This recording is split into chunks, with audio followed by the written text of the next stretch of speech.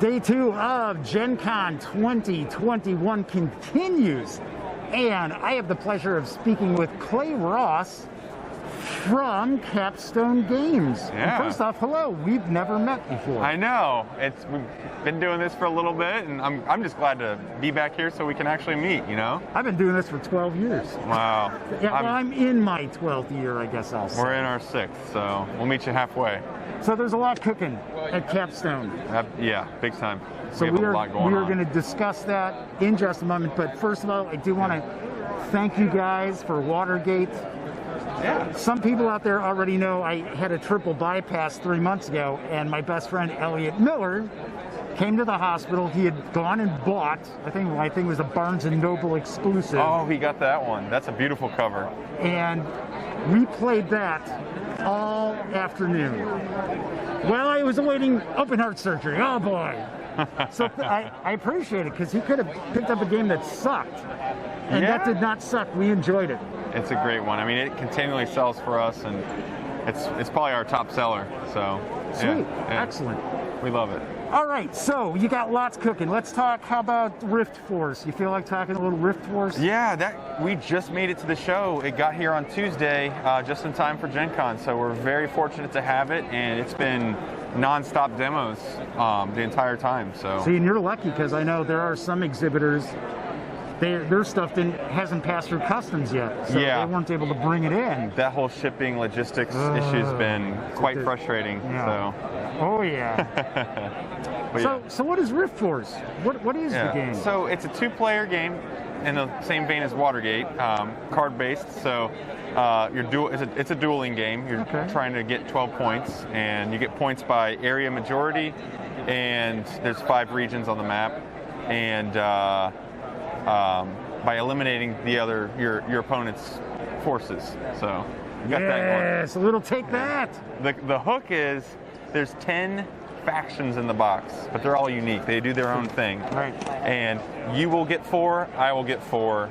The other 2 go away, and you have all the cards of each faction smashed up, shuffle the deck, and start playing. Okay. So it's all about the combos and the synergies between these factions, and really discovering the depths that this game can go. So. And would you say that each of the factions is balanced well enough that it really doesn't matter which factions you have together in your deck, you're still going to be able to compete? Yeah, what we do when we're demoing here is we show all 10 factions. These are and it's when you're demoing a game, you have no clue what they mean. You know, you're learning the game. So I say we're just going to shuffle these, and we're going to deal 4 to you and 4 to you, and just really teaches the mechanics, and it plays so smoothly. Many times it comes down to the wire, like last turn, and somebody's ahead by 1 or 2 points, and they pull away for the victory. So a nice seesaw back and forth. It's good, yeah. But the combos and the synergies between the 4 factions, it's very simple to play. There's only 3 actions, and you choose one.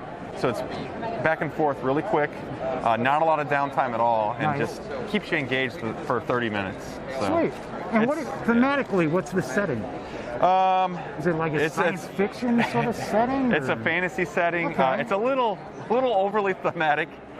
This like rift has happened, and crumbled the world, and these special factions come about, and they came through the rift. Yeah, and they're battling. You know, it's something silly like that, but really, that's not silly. That's deadly serious. If anybody knows Capstone, this is like our first fantasy game. So yeah, I was gonna say that's a little, outside the realm. Yeah, so it's in our new family brand, because my 7-year-old at home can play this game. It's extremely simple to play, but to play well is a whole nother story. But Clay, you should probably mention the folks that your 7-year-old also is a member of Mensa. So there we go. So speaking of family games, let's talk a little Juicy Fruits. Yeah, absolutely. That is the game of the show. What people like to do. So you have your own island, and you have 5 fruit baskets on this island, and you're just going to slide it as many spaces as you can without running into any other pieces.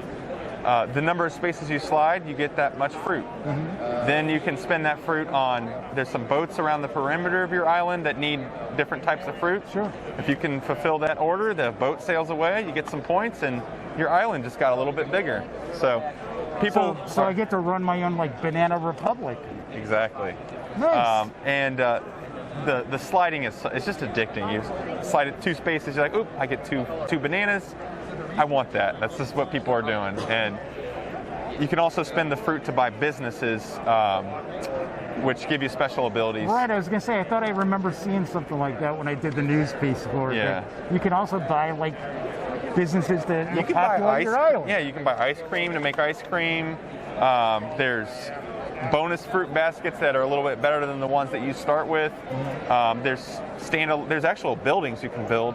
They don't move, they just take up space, but they give you like 18 points. Okay. So it's a trade-off. It's how do you want to play, and it's great. So really awesome package.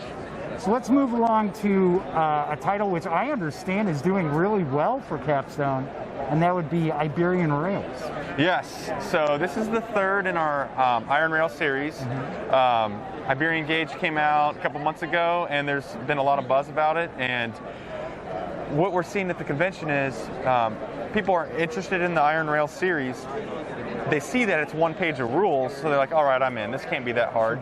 And they're associating with like a lighter 18XX, and they're comfortable playing it, and everybody feels very confident, and it's easily understandable how to play the game. Well, if it's only 1 page of rules. Exactly. And of course, it's all gibberish, so you can't figure it out. Yeah. Get that microscope out. No, I'm just kidding. It's not that bad. It's a 2-point font there for you. Yeah.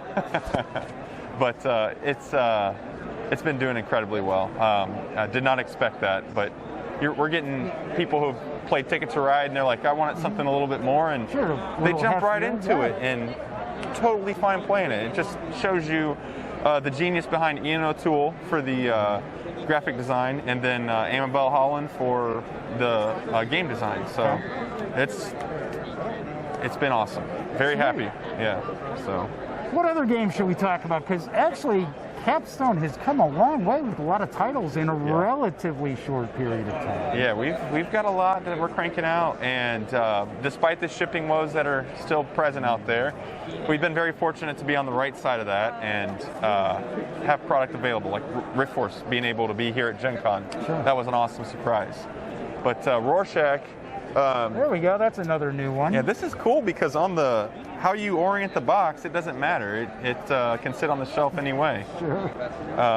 But it's a great party game. It's kind of like Codenames and Codenames Pictures combined. I see a lizard that ate an ice cream cone in the summertime in the desert. Yep, there you go. They'd be like, oh, you're insane, man. I didn't see We that. only needed one of those slides to figure out you're nuts.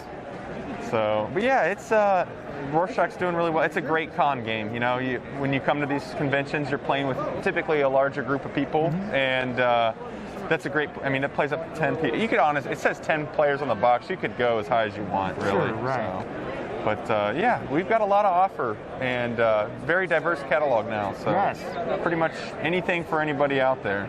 Speaking of the catalog, Clay, what do you think is maybe a title from Capstone that you think deserves a little more love? A little more love? I really think in 2019 when we released Maracaibo, Cooper Island, and Crystal Palace, and Bus, all at the same Crystal time. Palace. It was really good. Yeah, Crystal Palace could use a little bit more love, I think. Okay.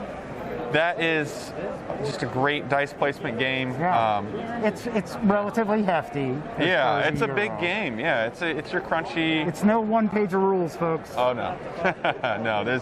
It's got great card play, really interactive mechanics, and but yeah, I mean, we're still selling it. It still sells, but you know, you see games like that, and you're like, oh, it's so good. Like, just give it a shot. I know you'll love it. And yeah, so that's kind of where we're at. I enjoyed it. Yeah. I reviewed it. I liked it. Yeah. Any final thoughts you'd like to share with the audience at all? No, if you're watching this, I mean, hopefully conventions are back.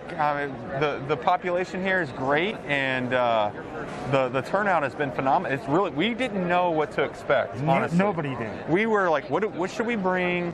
How much should we bring? So we kind of just winged it and rolled the dice. Exactly, and we're very, very pleased with the turnout. I'm excited to see tomorrow, Saturday, what that looks like. If it's any indication of yesterday's turnout, Saturday's going to be packed, and Yeah. it's going to be busy. Well, as packed as they're allowing it this year. But Gen Con is doing a great job at creating the safe environment for everybody. Yeah. There's protocol in place for pretty much as much safety measures as they can implement, and it's great. You know, everybody that we've talked to feels completely safe and is having a great time, and yeah, we're enjoying it, and we're excited to be back here. So cool. Well, Clay, it was very nice to meet you. Thanks for taking some time you too, out, Jeff. Yeah, and enjoy the rest of the show. Thank you. Thanks, man. Appreciate it.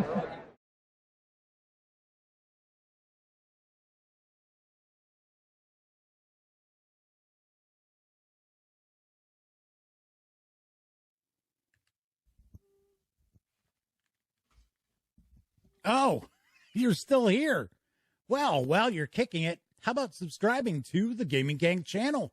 Or seeing the latest episode of the Gaming Gang Dispatch? Or finding out what YouTube recommends you check out here at my channel? And of course, don't forget, get your geek on at thegaminggang.com.